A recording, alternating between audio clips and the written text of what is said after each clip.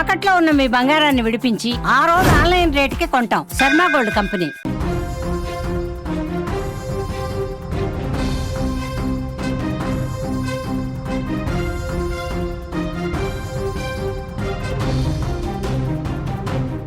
ఇంట్లో బంగారం లాంటి భార్య ఉండగానే ఇన్స్టాగ్రామ్లో మరొక గర్ల్ ఫ్రెండ్ వెతుక్కున్నాడు ఒక సర్జన్, హార్ట్ సర్జన్. ఆయన వరంగల్లో జరిగిన ఈ ఉదంతం ఆ హార్ట్ సర్జన్ భార్య ప్రాణాలు బలైపోవడానికి కారణమైంది. భార్య మీద ద్వేషాన్ని పెంచుకొని గర్ల్ ఫ్రెండ్ మీద మోజు భార్య మీద ద్వేషంగా మారింది. ఫలితంగా భార్యకు చిత్రహింసలు ఎదురయ్యాయి. ఆ భార్య ఆ చిత్రహింసల్ని తట్టుకోలేక ప్రాణాలు తీసుకున్నట్టుగా తెలుస్తోంది. ఇంట్లో డెడ్ బాడీగా తేలింది ప్రత్యూష. మీరు స్క్రీన్లో చూస్తున్న ఈమె కూడా డాక్టరే, డెంటిస్ట్. వరంగల్ ఎంజీఎం ఆసుపత్రి సూపరింటెండెంట్ కూతురు ప్రత్యూష.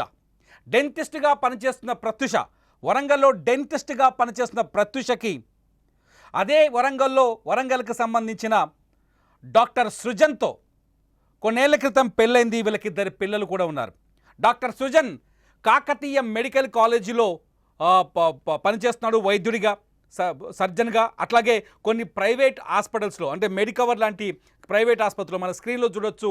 సృజన్ ఆఫ్రాన్ మీద మనకు మెడికవర్ కనిపిస్తుంది. మెడికవర్ ఆసుపత్రిలో కూడా పనిచేస్తున్నాడు. సర్జన్గా, హార్ట్ సర్జన్గా సృజన్కి మంచి పేరు కూడా ఉంది. కానీ ఎంత పేరు సంపాదిస్తే ఏంటి, పరస్త్రీ మోజులో పడి కట్టుకున్న భార్యని నిర్లక్ష్యం చేశాడు. ఆమె కూడా డాక్టర్, చదువుకున్న భార్య, తెలివైన భార్య, ఇద్దరు పిల్లలతో అందంగా కాపురం సాగుతున్న భార్యని నిర్లక్ష్యం చేశాడు. ఆ తర్వాత చిత్రహింసలకు గురి చేశాడు. దీనికి కారణం ఇన్స్టాగ్రామ్లో ఒక అమ్మాయి ఇన్స్టాగ్రామ్లో రీల్స్ చేస్తుంది. ఆ అమ్మాయి ఇన్స్టాగ్రామ్లో వీడియోలు చేస్తుంది. వీడియోలు చేసి చాలా పాపులారిటీని సాధించింది.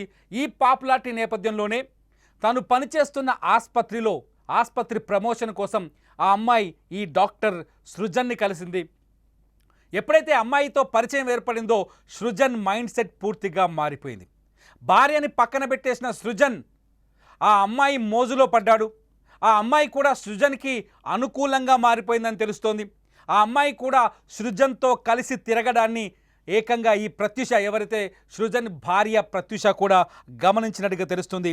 సృజన్ కూడా ఆ అమ్మాయితో రెగ్యులర్గా తిరగడం, లాంగ్ టూర్లు వేయటం, లాంగ్ డ్రైవ్లు చేయటం, ప్రైవేట్ ప్లేసుల్లో కలుసుకోవడం, ఇదంతా సృజన్ భార్య ప్రత్యూష గమనిస్తూ వస్తుంది.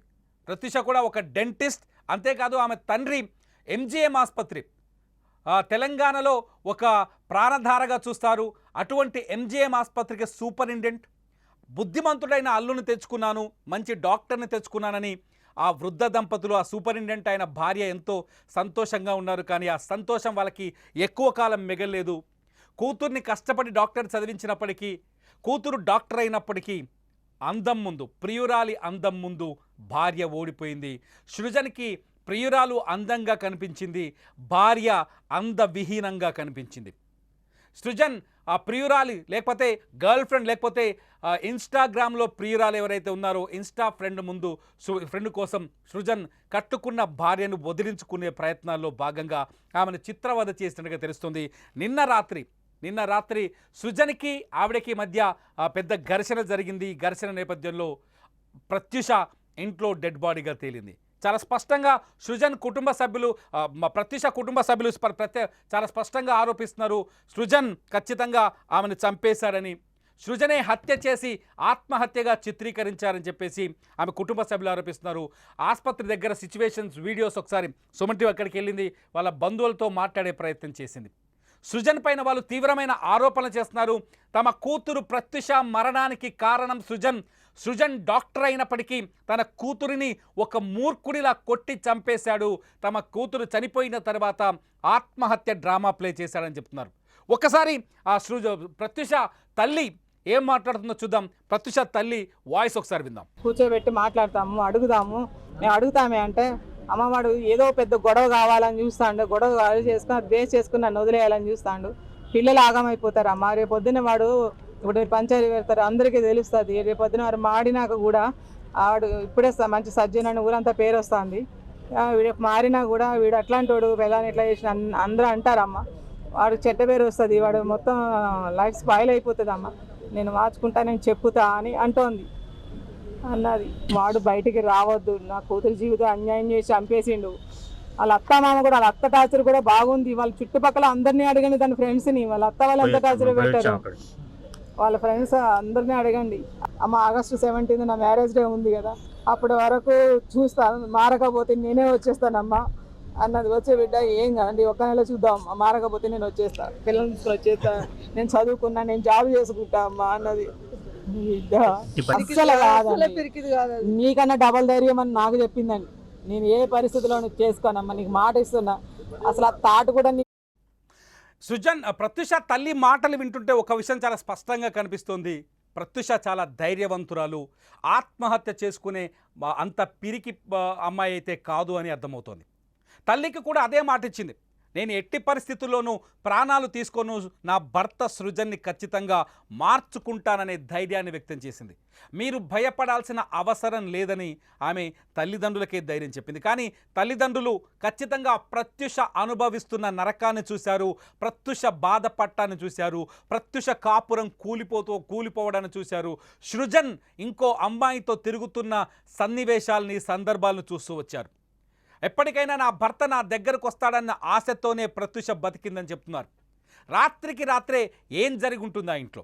నిజంగా సృజన్ ప్రత్యూషని చంపి ఆమెను మెడకు ఉరితాడు బిగించి ఇంట్లో వేలాడదీశాడా? ప్రత్యూష ఒంటిపైన గాయాలున్నాయని చెప్పేసి సృజన్ ఎవరైతే ప్రత్యూష తల్లిదండ్రులు ఆరోపిస్తున్నారో మన సుమన్ టీవీతో కూడా మాట్లాడారు. నిజంగా చంపేశాడా? ఇప్పుడు ఇటువంటి సందేహాలే కలుగుతున్నాయి. ప్రస్తుతానికైతే ఒక విషయం చాలా స్పష్టంగా అర్థమవుతోంది.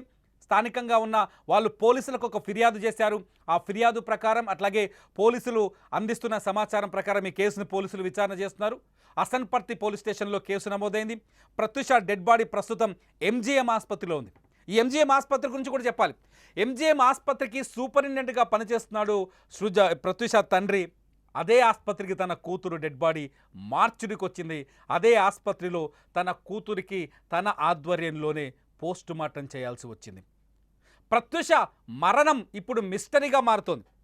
ఈ మిస్టరీకి కారణం ఆమె ఒంటిపైన కనిపిస్తున్న గాయాలు, 2-3 ఇంతకు ముందు మరణానికి ముందు కుటుంబ సభ్యులతో ఆమె చెప్పిన మాటలు, ఆమె ఇచ్చిన హామీ, భర్తను మార్చుకుంటానని ఆమె చేసిన ధైర్యం, ఇవన్నీ చూస్తుంటే ఇన్స్టాగ్రాములో ప్రియురాలి కోసం ఇంట్లో బంగారం లాంటి భార్యని సృజన్ చంపుకున్నాడేమో అనిపిస్తుంది. చంపేశాడా లేదా అన్నది పోలీసులు తేల్చాలి. కానీ చనిపోవడానికి కారణం ఖచ్చితంగా సృజనే అని మాత్రం ఇక్కడ స్పష్టంగా అర్థమవుతుంది. ఒక డాక్టర్ MBBS చదివి, కామన్ సెన్స్ ఉండి, అందరి గురించి తెలిసి, అన్నీ ఉండి, సంస్కారం కూడా ఉండి, భార్య దగ్గరకు వచ్చేసరికి, మహిళ దగ్గరకు వచ్చేసరికి, ఇంకో ఆడదాని దగ్గరకు వచ్చేసరికి అత్యంత వీక్గా మారిపోయాడు, అత్యంత అట్లా లోలుడుగా మారిపోయాడు. ఫలితం తన బంగారం లాంటి కాపురాన్ని కుప్పకూల్చుకున్నాడు. వరంగల్లో జరుగుతున్న ఈ ఉదంతం పైన లైవ్ అప్డేట్స్ కోసం, రెగ్యులర్ అప్డేట్స్ కోసం మీరు సుమన్ టీవీ లైవ్ అట్లాగే సుమన్ టీవీ డిజిటల్ లైవ్ని ఫాలో అవ్వండి. చూస్తూనే ఉండండి ప్రత్యూష ఆత్మహత్య వెనుకున్న అసలు నిజాల కోసం సుమన్ టీవీ.